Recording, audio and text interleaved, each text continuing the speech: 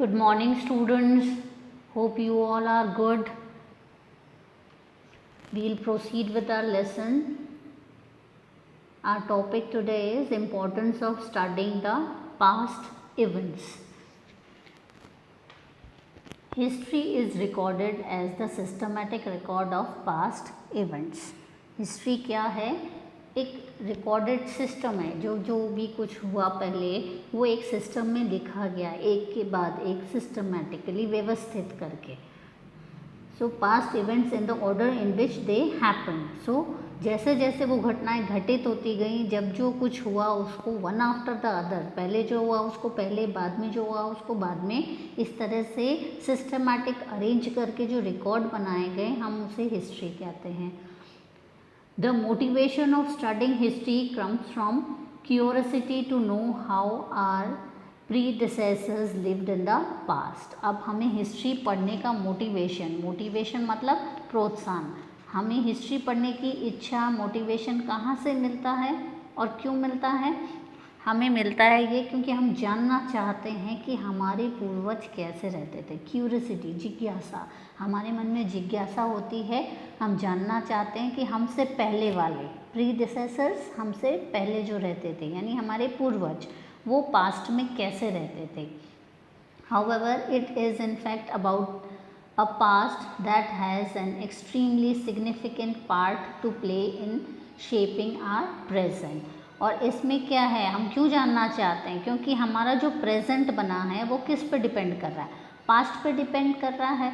What ever happened in the past, ठीक है, वो आज को हमारे को तय करता है. That is very important. एक डिस्कवरी हुई, उससे थोड़ा सा और डेवलप करके दूसरी डिस्कवरी हुई. So one depends on the other.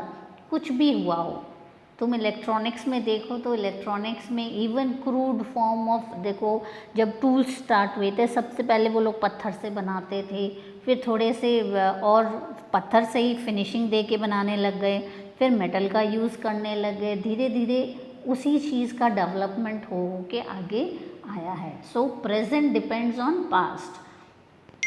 We can also say that the study of the past makes us understand how we are. और स्टडी ऑफ पास्ट हमें और क्या बताती है कि how we are, who we are, हम कौन हैं, कहाँ से आए, कैसे सारा डेवलपमेंट हुआ. ये सब हमें कहाँ से पता चलता है? हमारी हिस्ट्री से पता चलता है. What we are at present और वाई वी लिव. हम आज प्रेजेंट में क्या हैं और हम क्यों जी रहे हैं. Think and act the way we do today. हम आज जो सोच रहे हैं और आज जो हम कर रहे हैं, ये सब कुछ किस पर डिपेंड कर रहा है? पास्ट पे डिपेंड कर रहा है. पास्ट से हमने बहुत कुछ सीख के उसको फिर फर्दर और डेवलपमेंट किया. मकान बनते थे पहले, देखो पेड़ों पे और गुफाओं में रहते थे, फिर धीरे धीरे वो टूटे फूटे घर बनाने लग गए, पत्तों के घर बनाने लग गए, बैम्बूज के घर बनाने लग गए. वो बड़े अजीब से शेप के होते थे, फिर थोड़े से फाइन शेप में बनाने लग गए, फिर वो मिट्टी का यूज़ करके बनाने लग गए. देन उन्होंने पत्थर और मिट्टी को मिला के बनाने लग गए. देन उन्होंने ब्रिक बनाना सीखा, फिर ब्रिक से घर बनाने लग गए. लाइक वाइज धीरे धीरे आज देखो मल्टी स्टोरी बिल्डिंग्स बनती हैं, ठीक है. सो शुरुआत कहाँ से हुई थी? पत्तों की झोंपड़ी से हुई थी. So everything what we do, what we are today, और हम कैसे कुछ भी कर रहे हैं, वो सब कुछ किस पर डिपेंड कर रहा है? पास्ट पर डिपेंड कर रहा है. हम पास्ट से पढ़ते हैं, समझते हैं और उसको फिर आगे और डेवलप करके चलते हैं. By reading history we gather knowledge about how the modern world has evolve. History पढ़ने से हमें ये पता चलता है कि कैसे कैसे डेवलपमेंट हुआ और मॉडर्न वर्ल्ड आज जो है वो कैसे विकसित हुआ, इवॉल्व हुआ, विकसित हुआ, कैसे आज का मॉडर्न वर्ल्ड फॉर्म में आया. ओवर सेंचुरीज़, इसको बनने में सेंचुरीज़ लग गई, तो इतनी सेंचुरीज़ में ये कैसे कैसे डेवलप होके आज का जो कंडीशन है वो बना. Following a continuous process of development. और ये कैसे हुआ? एक कंटिन्यूस प्रोसेस ऑफ डेवलपमेंट, लगातार डेवलपमेंट का एक प्रोसेस चलता रहा, एक प्रक्रिया डेवलपमेंट की लगातार चलती रही है. उससे आज हम जो हैं वो बन पाए हैं. नाउ पास्ट और प्रेजेंट को समझने के लिए एक छोटे सी टास्क यहाँ दी हुई है which you can do. Talk to your grandmother and ask her about the kind of life she led as a child. Compare it with your life. तुम अपनी ग्रैंड मदर से पूछो कि उनका चाइल्डहुड कैसा था, उनकी यूथ कैसी थी, उनके टाइम में क्या क्या चीज़ें उन्होंने देखी हैं और आज से कंपेयर करो जो तुम देख रहे हो, तो तुम पाओगे कि बहुत सारा डिफरेंस है. जब तुम्हारी ग्रैंड मदर यंग होती थी या किड होती होंगी तब एसीज़ का यूज़ नहीं था, टेलीफोन्स नहीं थे, बहुत सारी चीज़ें आज की लाइफ का जो हमारा हिस्सा है वो तब नहीं था. टेलीविज़न बहुत कम घरों में होते थे, उसमें लिमिटेड प्रोग्राम्स आते थे. अब देखो कितने चैनल्स हैं, 24 आवर्स चलता रहता है. So there are vast changes तब से अब में. ट्रांसपोर्टिज्म बहुत कम और रेयर होते थे और अब ट्रांसपोर्टिज्म बहुत ज़्यादा डेवलप फॉर्म में मिलते हैं हमें. तरह तरह की गाड़ियां हैं, बाइक्स हैं, प्लेन्स कितने तरह के हो गए हैं, fast moving high speed vehicles आ गए हैं, टेक्नोलॉजी काफ़ी डेवलप हो गई है. So you talk to your grandmother and compare with your present life. You will come to know how many changes have come. The study of historical past is also helpful in solving some of the problems we are facing today. और जब हम history पढ़ते हैं तो कुछ problems का solution भी हमें मिलता है. पास्ट से हमें पता चलता है बहुत सारी चीज़ों का. कुछ भी घटना घटती है तो हम उससे सबक लेते हैं, isn't it? तो पास्ट में भी बहुत सारी चीज़ें ऐसी हुई हैं जो कि हम पहले ही अवेयर होके चलते हैं कि नहीं ऐसा पहले हो चुका है तो हमें ऐसा नहीं करना चाहिए क्योंकि इससे फिर उसके रिज़ल्ट्स गलत हो सकते हैं. या कुछ फेवरेबल बात हो तो हम ये सोच के चलते हैं कि ठीक है ऐसा करने से ये पॉजिटिव चीज़ होती. कोई भी incident, I am just coating example, कि कोई भी चीज़ हम पास्ट से सीखते हैं वो हमारे को आगे के लिए हेल्पफुल होती है.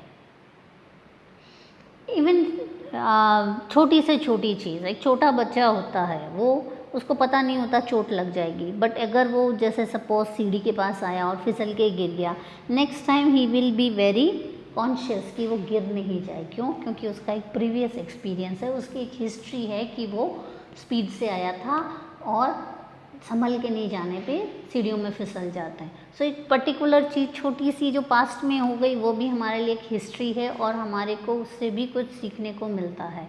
सो तुम्हारी भी लाइफ में बहुत सारे छोटे बड़े ऐसे इंसिडेंट्स होते रहते हैं जो कि तुम सोचते हो कि हाँ ऐसा पहले हुआ था, हम रिपीट ना करें, ये गलत होगा. या कुछ अच्छा हुआ था तो ऐसा हम करेंगे तो और अच्छा हो जाएगा.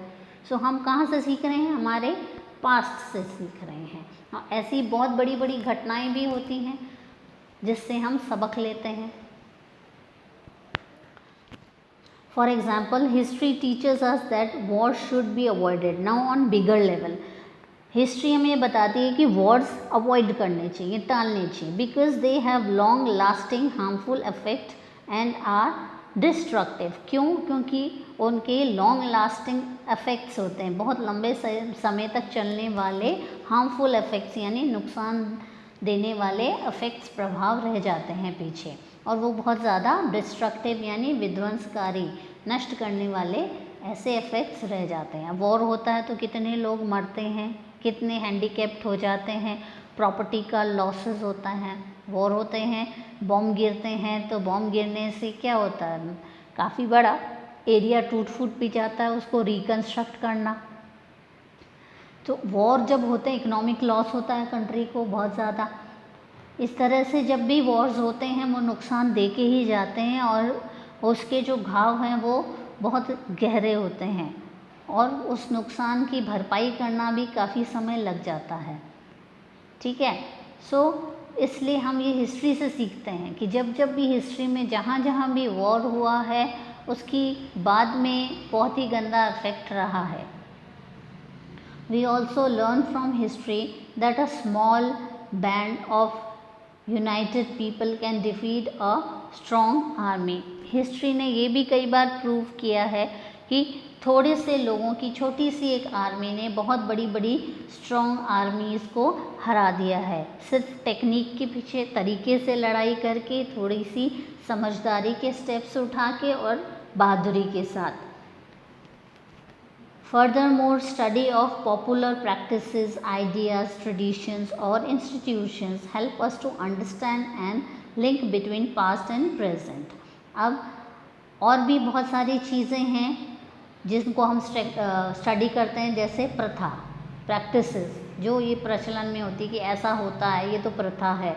आइडियाज़ यानी विचारधारा, ट्रेडिशंस यानी परंपराएं, और इंस्टीट्यूशंस यहाँ को कहा गया है अलग अलग फॉर्म ऑफ संप्रदाय भी कह लो, और इंडिविजुअली काम करने फंक्शन करने वाली इंडिविजुअल बॉडीज़ को भी इंस्टीट्यूशंस कहा जाता है।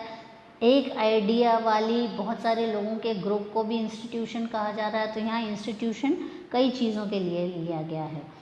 To understand the link between past and present, तो हम इन सब से पास्ट एंड प्रेजेंट का लिंक देखते हैं। पहले प्रथाएं क्या थी, आज उन प्रथाओं में कितना बदलाव आ गया। जैसे एक पर्दा प्रथा बहुत ही बेकार प्रथा थी लड़कियों के लिए, तो जिसमें आज काफ़ी चेंज आ गया है। अब वो घूंघट निकालना और पर्दा करने का सिस्टम ख़त्म हो गया है।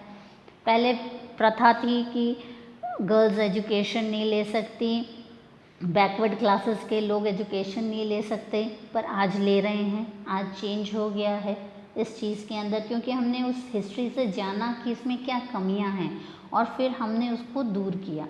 सो हम पास्ट जान के फ्यूचर को सुधार सकते हैं और उनके बीच में लिंक को समझ सकते हैं। And the changes that these beliefs और practices have undergone over centuries leading to their present form. और हम ये भी समझ सकते हैं कि ये जो सारी प्रैक्टिसेस थी, ये सारे जो प्रचलन में चीज़ें थी, या जैसे हम विचारधारा प्रथाएं कह रहे हैं, ये आज के टाइम में कितनी बदल गई और कितना टाइम लगा, कितनी सेंचुरीज लगी इनको बदल के आज का फॉर्म लेने के अंदर। Now chronology of events.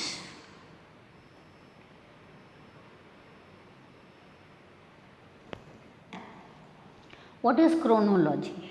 Chronology is कोई भी चीज़ जो कि क्रम में लिखी गई है, वन आफ्टर द अदर, जैसे वो घटना में घटित हुई, ठीक है, उसको हम क्रोनोलॉजी बोलते हैं। जैसे कि एक राजा था, वो एक्सपायर हुआ, कब हुआ, फिर उसके बाद उसका बेटा गद्दी पे आया, कब आया, फिर उस बेटे ने कौन कौन सी लड़ाइयाँ लड़ी, कब कब लड़ी, पहली लड़ाई, फिर दूसरी लड़ाई, तीसरी लड़ाई, ठीक है। तो उसके बाद कौन सा राजा आया, या उस राजा ने क्या क्या चीज़ें बनवाई अपने टाइम में, पहले क्या करवाया, दूसरे टाइम में क्या करवाया। इस तरह से जो एक के बाद एक घटना होती है और उसको हम रिकॉर्ड करते हैं, उसको क्रोनोलॉजी कहते हैं। It is not possible to understand history unless the events of the past are in a chronological order. अगर ऑर्डर में नहीं लिखी जाए तो समझ में नहीं आएगी। अगर लाइन से लिखी जाए तब समझ में आती है, अच्छा ये एक्स किंग था, उसका बेटा ये, उसका नाम ये था, उसके बाद कौन आया। सपोज़ मैं तुम्हारे को यहाँ पे एग्जांपल कोट करती हूँ मुग़ल डायनेस्टी का, तो सबसे पहले कौन आया, बाबर आया। बाबर के बाद उसका बेटा हुमायूं। बाबर ने क्या क्या किया, किस किस से लड़ाइयाँ लड़ी, कौन कौन सी लड़ी। फिर हुमायूं ने क्या किया, उसकी लाइफ में क्या क्या उसने बनवाया, कौन सी लड़ाइयाँ लड़ी। फिर अकबर गद्दी पे आया, कब आया और उसने क्या क्या करवाया, क्या कानून बनवाए। अगर हम यूँ ही पढ़ें कि सिर्फ मुग़ल टाइम में क्या हुआ था तो ये समझना मुश्किल होएगा कि कौन से राजा ने क्या कराया। पर अगर सिस्टमेटिक में लिखा जाएगा वन आफ्टर द अदर तो वो समझना ईजी होगा। तो क्रोनोलॉजिकल ऑर्डर में अगर कोई इवेंट्स लिखे जाते हैं, घटनाओं को लिखा जाता है तो समझना आसान होता है। The past events are arranged in order of time, that is events that happened first are followed by the events that happened next. So this is the order. इस order में वो events को लिखा जाता है, जो पहले होता है उससे पहले, जो बाद में घटना घटती है उसको बाद में, इस तरह से order में लिखे जाने को this order is known as chronology। इस order को हम chronology बोलते हैं। In fact, the practice of recording historical events in a particular sequence give us an idea as to how human beings progressed from the earliest to the latest stage of civilization.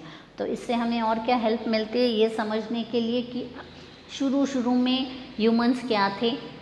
अगर history नहीं होती तो तुम्हें पता नहीं चलता. अभी history में ये बताया हुआ कि सबसे पहले अर्ली मैन थे, वो कैसे केव्स में रहते थे, फिर वो कैसे डेवलप हुए, फायर की डिस्कवरी हुई, व्हील की डिस्कवरी हुई, एग्रीकल्चर की डिस्कवरी हुई, एंड धीरे धीरे डेवलप होते होते फिर टेरिटरीज बनी, फिर रिलीजन्स फॉलो होने लगे, फिर किंग्स आए, उनके टेरिटरीज, फिर आपस में उन्होंने लड़ाइयाँ लड़ी. ठीक है, बहुत सारी बिल्डिंग्स बनाई.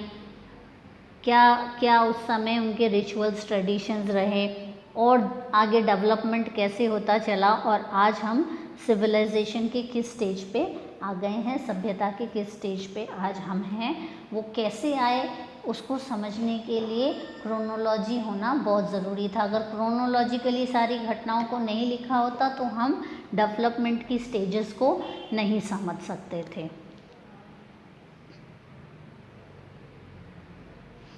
However, a chronology without a certain point of reference is not possible. What is this point of reference that the historians adopt? अब now कैसे तय करेंगे कितना पास्ट और कितना पहले?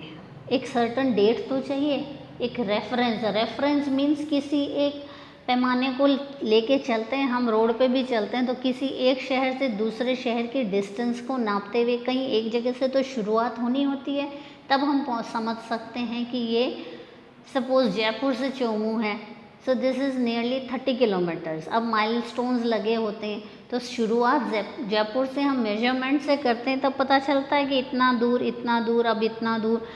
एक डिस्टेंस, एक सर्टन पॉइंट है.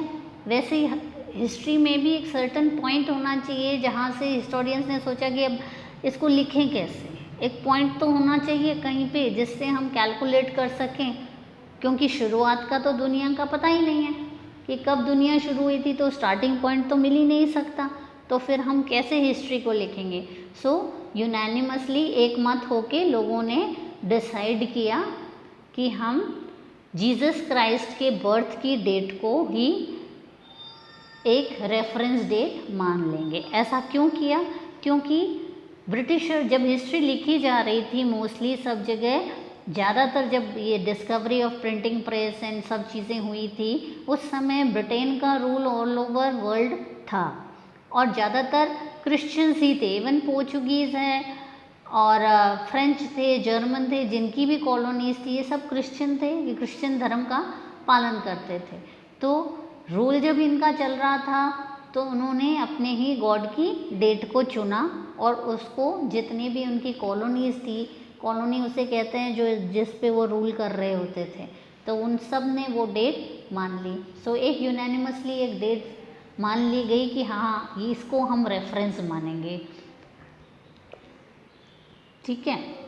Greek scholar Herodotus and Thucydides were the first two historians who started the tradition of systematically documenting history as the record of the past events. तो ये दो historians थे, इन्होंने सबसे पहले systematically history को अरेंज किया. अदरवाइज़ क्या होता था, एक राजा अपने जो भी इवेंट होते थे उनकी रिकॉर्डिंग करवा लेता था. अब क्रोनोलॉजी नहीं होती थी, इस राजा ने ये करवाया, डेट भी होती थी पर सिस्टमैटिक नहीं होती थी कि वन आफ्टर द अदर हो या एक गद्दी पे आया दूसरा उसके बाद कब आया. ठीक है, तो इन्होंने सबसे पहले किया, ऐसा माना जाता है. Whereas I would say Indian history के अंदर ये पहले से ही था, इसमें पहले से ही लिखा गया था. राजतरंगिनी बुक है ऑन हिस्ट्री ऑफ कश्मीर, उसमें सारा कुछ systematically one after the other लिखा हुआ है. So that was a very old book, उसमें सिस्टमैटिकली सब लिखा हुआ है. और भी बहुत सारी ऐसी बुक्स थी जिसमें सिस्टमैटिकली ऑर्डर में सब लिखा हुआ है. हाँ, वर्ल्ड हिस्ट्री का नहीं था, पर्टिकुलर किंग्स अपने अपने राज्य में ये लिखवाया करते थे, बट वर्ल्ड हिस्ट्री में नहीं था. Historians have unanimously recorded the year of Jesus' birth as the reference point from which dates for all historical events are counted. This I have already explained you कि Jesus Christ के birth को ही reference point माना गया था. Now you'll have to understand it how. We refer to the event of the past with BCE. BCE लिखा था, date लिखी होती, फिर लिखा होता BCE एंड CE, ये दो चीज़ लिखी होती है ना. What is BCE? तुम्हारे मन में भी आता होगा क्या है ये BCE. So the full form of BCE is before common era. Okay, means the year before the birth of Jesus Christ. पहले इसको बोलते थे BC यानी बिफोर क्राइस्ट, एंड AD यानी एना डोमिनी, यानी जीसस से पहले कुछ घटित हुआ है तो उसको BC बोलते थे, बिफोर क्राइस्ट.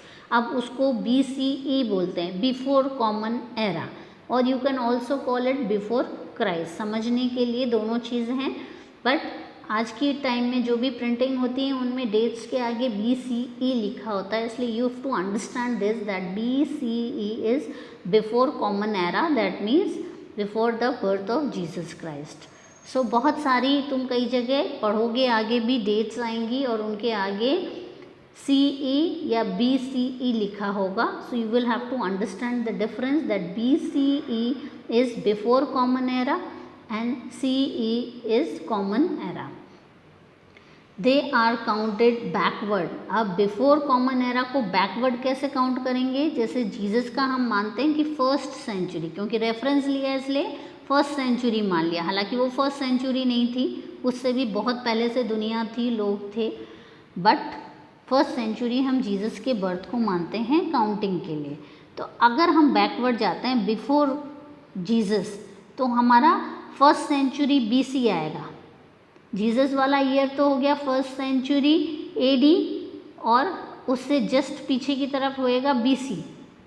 BCE कह सकते हो, BC कह सकते हो, BCE first century BCE.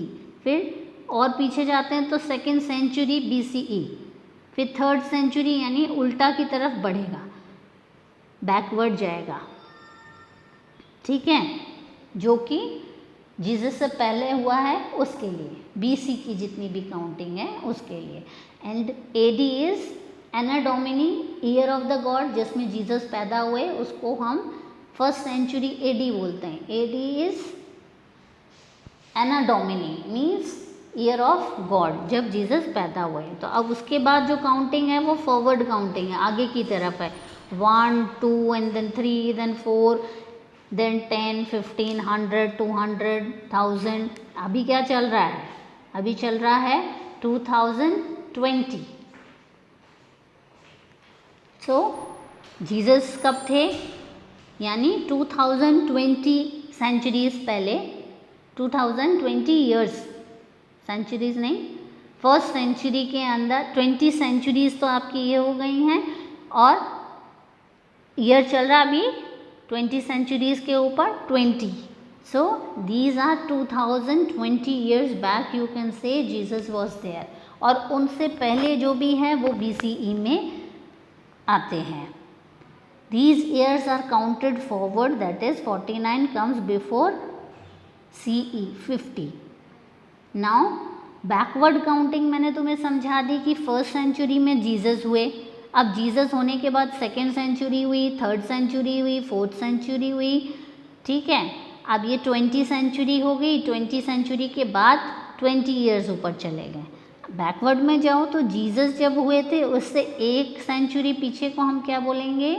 First century BCE, first ही गिनेंगे उसको, उसके बाद सेकंड होएगी, उसके बाद थर्ड, ऊपर जाएंगे, यानी बैकवर्ड जाएंगे अगर हमें पास्ट जानना है.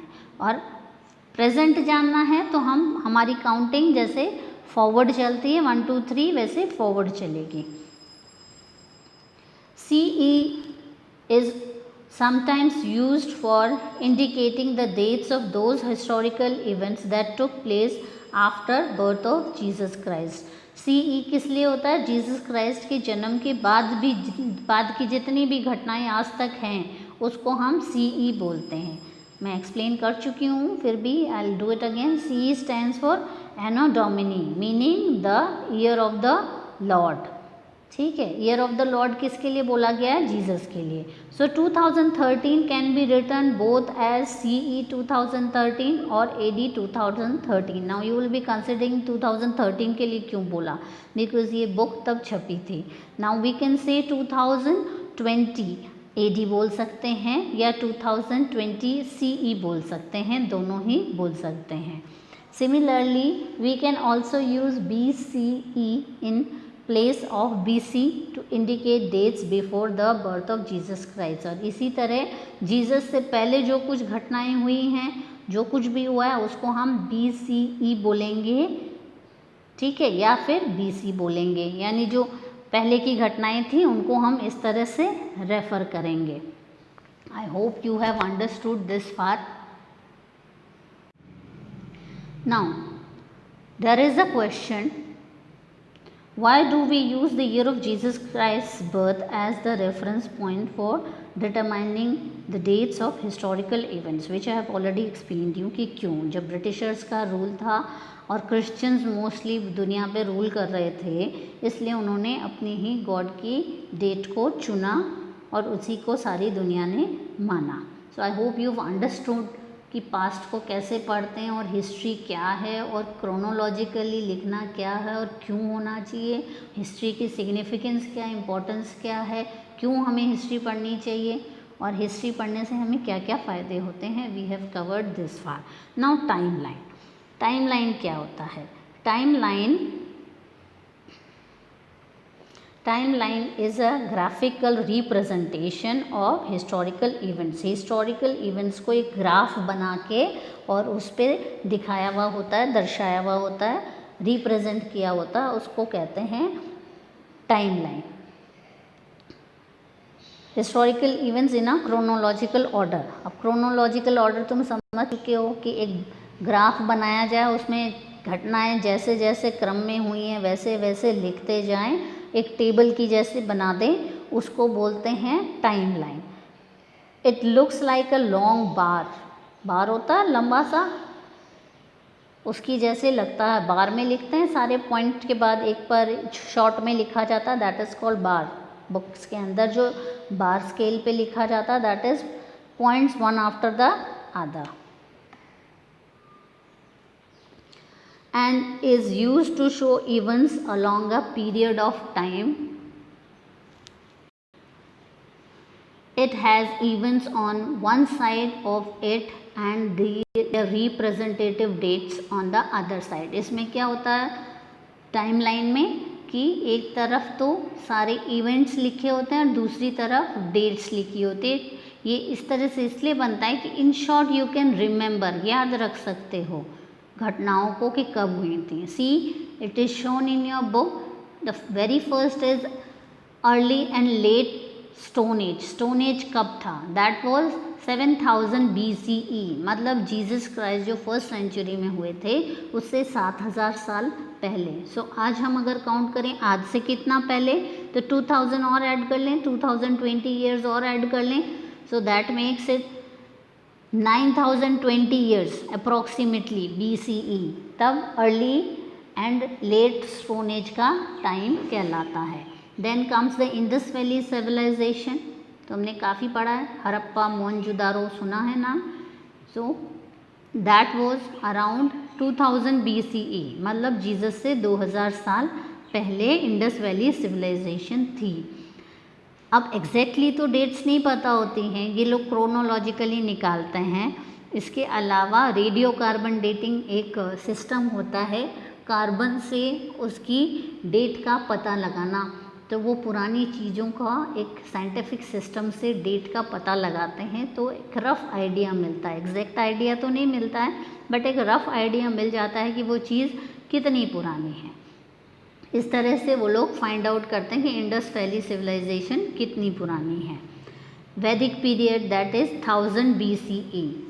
As of Mahajanapada, rise of Jainism and Buddhism, that was 600 BCE। Means Jain धर्म और बुद्ध धर्म जब डेवलप हुआ था वो जीसस से 600 साल पहले हुआ था।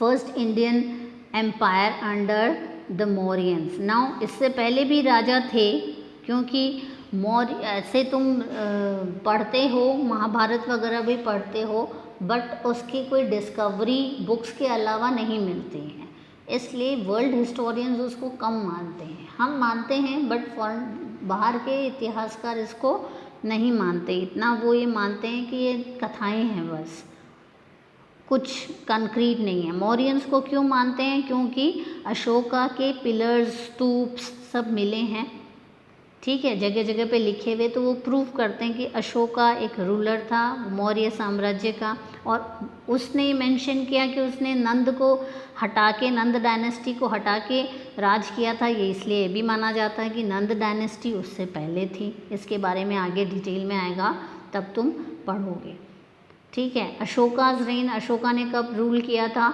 272 BCE, यानी जीसस क्राइस्ट के 272 ईयर्स पहले अशोका द ग्रेट का रूल था, ठीक है। Then there are other dynasties mentioned below, आप ये पूरा टेबल को पढ़ सकते हो टाइमलाइन की ऑफ एंशिएंट इंडियन हिस्ट्री, इसमें वन आफ्टर द अदर दिया हुआ है। So now you can understand कब कौन आया था, पहले कौन आया था और बाद में कौन आया था।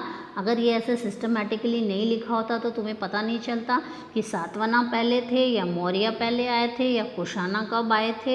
ये सिस्टमेटिकली लिखे होने से तुम इसको लर्न कर सकते हो, रिकॉर्ड रख सकते हो और समझ सकते हो कि कब ये इंसिडेंट्स हुए थे, वन आफ्टर द अदर।